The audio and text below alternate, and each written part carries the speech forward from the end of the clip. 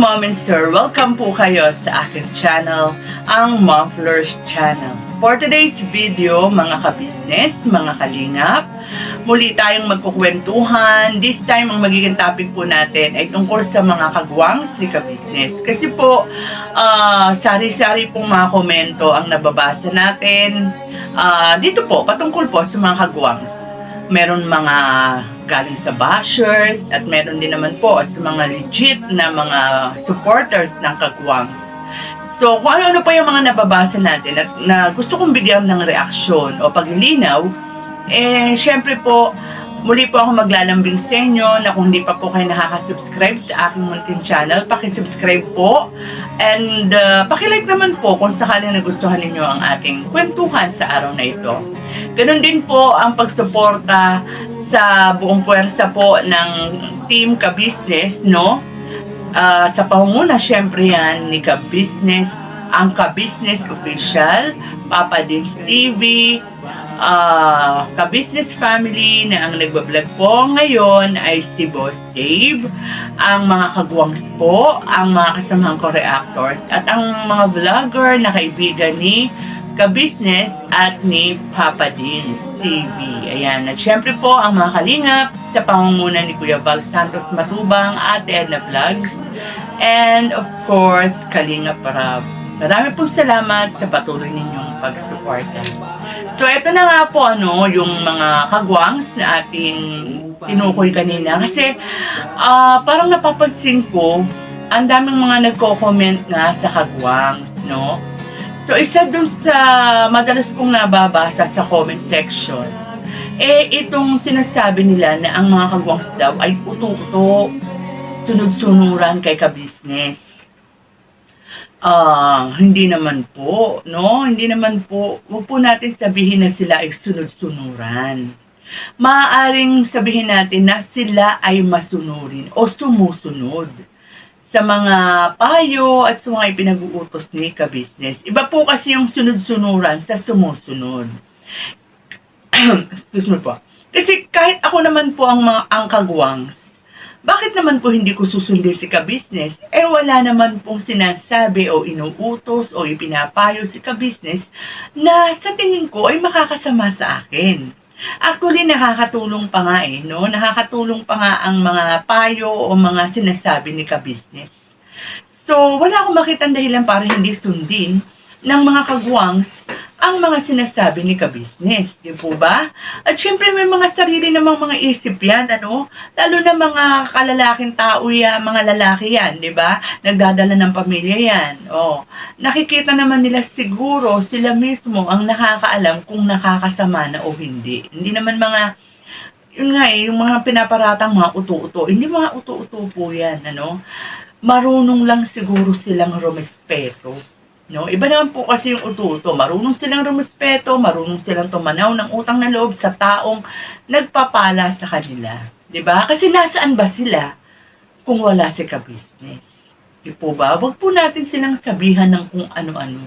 Mababait lang po talaga ang mga kagwangs at sila po ay may respeto. Kasi hindi lang sila yung tinutulungan nila ka-business dito, pati yung pamilya nila, 'di ba? At saka ano po ba yung hahanapin ninyo? Mga simpleng trabaho, simpleng mga utos, hindi nyo pa ba susundin? 'Di ba? Napanood natin nung first day si Jonathan kay naka-business, tinuro nila Bornok kung ano yung mga gagawin. 'Di ba napakasimple? Yung simpleng paglilinis ng mga sasakyan, tulong-tulong pa sila, 'di ba? Yung mga simpleng mga utos ni ka-business na nakikisuyong buhatin yung halimbawa yung mga grocery na ibibigay doon sa mga beneficiary nila.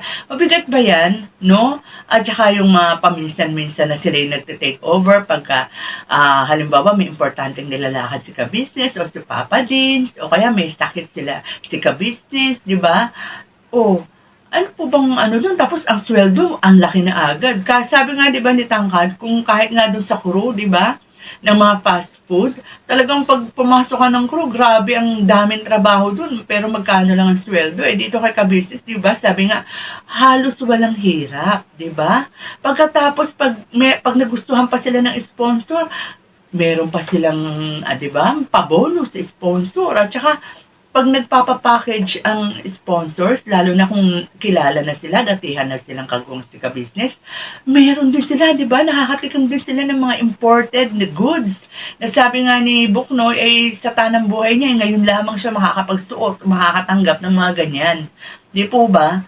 At saka, ngayon, tingnan nyo, dahil sa kanilang pagiging loyal o pagiging, sabihin na natin, rumerespeto kay ka-business, lahat sila, no, meron na silang sariling YouTube channel.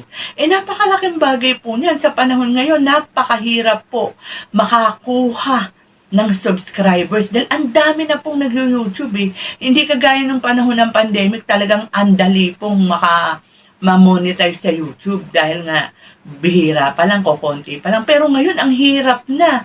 Kaya pag meron kang sariling community, no, na matatag, katulad ng ka-business, di ba? Malaking bagay po yan kung ikaw ay nangangarap na maging vlogger. Di po ba? So, wala akong nakikitang masama at sa katotohanan, advantage pa yung pagiging masunurin nila, di ba, kay ka-business. So, dun naman po sa susunod na madalas kong nababasang komento tungkol sa kagwang, yung tungkol po ba sa sinasabi nila na si ka-business puro kagwang na lang ang iniintindi, kaya hindi na nakapag-charity. Kasi mahina na nga ang revenue, imbes na ipang tulong na lang ang pinapasahod pa sa kagwang na kadami-dami naman. So, ang masasabi ko naman po dyan, mali po kayo na sinasabi ninyo na hindi na nakakapag-charity si ka-business. Yung mga nagsasabi na wala nang charity, puro kagwangs na lang, hindi po, mali po kayo. Araw-araw po nag-charity pa rin si ka-business. Yun nga lang po, hindi niya na binablog. Kasi mga simpleng pagtulong lang di ba? Iba-vlog pa ba yun? Halimbawa, pumunta sa kanila, humingi ng tulong, binibigyan nila sa abot ng kanilang makakaya, lalo na depende do sa kaso ng paghingi ng tulong, sa paglabas nila, di ba? May mga lumalapit, may mga nakikita sila, nagbibigay sila ng tulong. So, hindi na nga lang binablog. Kasi yung mga ganong simpleng tulong, hindi na binablog yun.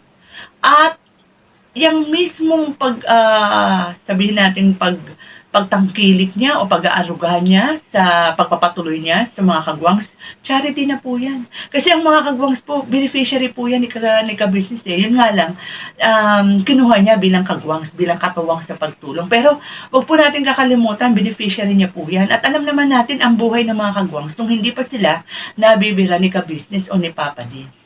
Alam natin yung buhay ng pamilya niyan. Karapat-dapat pong tulungan kasi sila rin po ay mga kababayan nating nasa laylayan ng lipunan. No?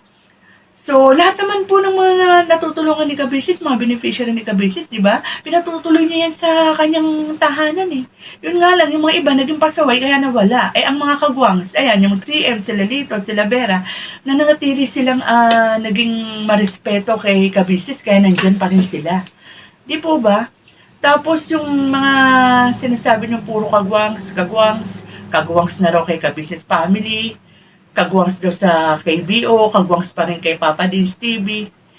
Talaga pong ganun kasi, yung 30 po yung channel nila ka-business, kinakailangan po talaga dyan ang katuwang at yan nga po yung mga kagwangs, di ba? Kay Papa Dins, di ba, yung kaya nga nagdagdag ng kasag kasi kulang ng kagwangs, di ba?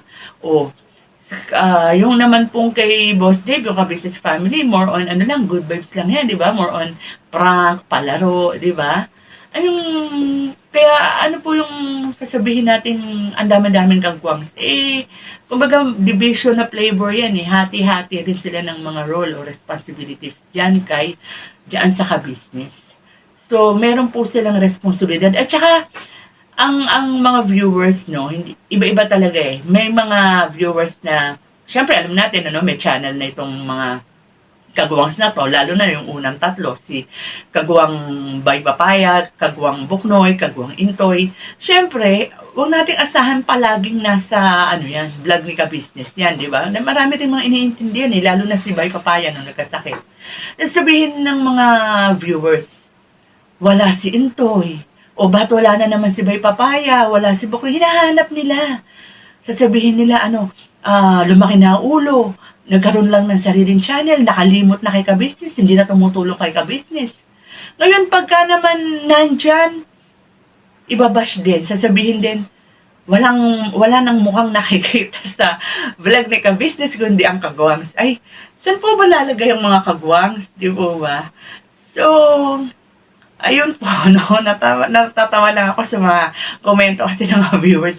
Hindi na malaman ng mga kagwangs saan sila lulugar, no? At saka yung, no, napansin ko lang sa lahat din ng mga kagwangs, parang ang pinakamaraming bashers ay si Intoy. Pero, si Intoy din, ang may pinakamataas na subscribers, at sa nakikita ko, kasi nanonood po ako sa kanila, pinakamaraming views din, Kasi siguro kaya maraming, yung mga naiinis dyan kay Intoy, mga na-real talk lang ni Intoy dun sa mga sinusubaybayan o sa mga mga sinusubaybayan nilang mga vloggers. Kasi si Intoy, talagang hindi siya yung makimkim. Kung ano yung naiisip niya bilang pagsuporta kay kinaka-business, na talagang tinatanaw niya ang utang na loob na nagawang kabutihan sa kanila na ka-business. Talagang nagbo-voice out siya, no, bilang pagtatanggol kina ka-business. Kaya siguro gano'n, Pero alam ko naman na nakikita ko, napapanood ko, si Intoy mabait, lalo na nga, sa pagiging mabait na anak, nakita natin kung gaano niya kamahal ang kanyang mga magulang. Kaya kapag napapag-usapan ng kanyang mga magulang, ay talagang napapayak siya. At nakikita ko rin kung gaano, tulad ng sinabi ko kanina, kung gaano ka laki ang pagrespeto niya sa ka-business family. Actually, lahat naman sila, Kaya lang ito nga si Intoy ang very vocal. So, sana, dahan-dahan po tayo ng pagsasalita sa mga kagwangs kasi ayan ay mga tao din na may damdamin, And ako sa tingin ko, mas ang tulong na nagagawa ng kagwangs. Lalo na ngayon, busy lagi si ka-business sa church, Lagi siyang may inaasikaso sa church.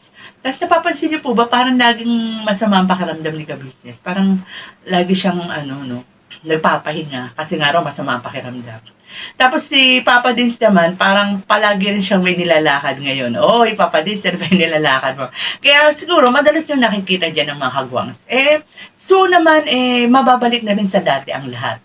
Kaya, lang tayo, kumbaga, kalma lang po mga ka-business. Kasi kung ako naman po ang tatanungin ninyo, nag-enjoy naman po ako sa panonood sa mga kagwangs. So, yun lang po ang ating munting kwentuhan. Sana po ay mag-iingat po tayong lahat. Maulan ng panahon, ang sakit, trangkaso, sipon, mga dengue fever po. Gusto ngayon kaya yung mga tubig po, na-stack dyan, siguro naman po natin nalinis, So, mag-ingat po tayong lahat muli and God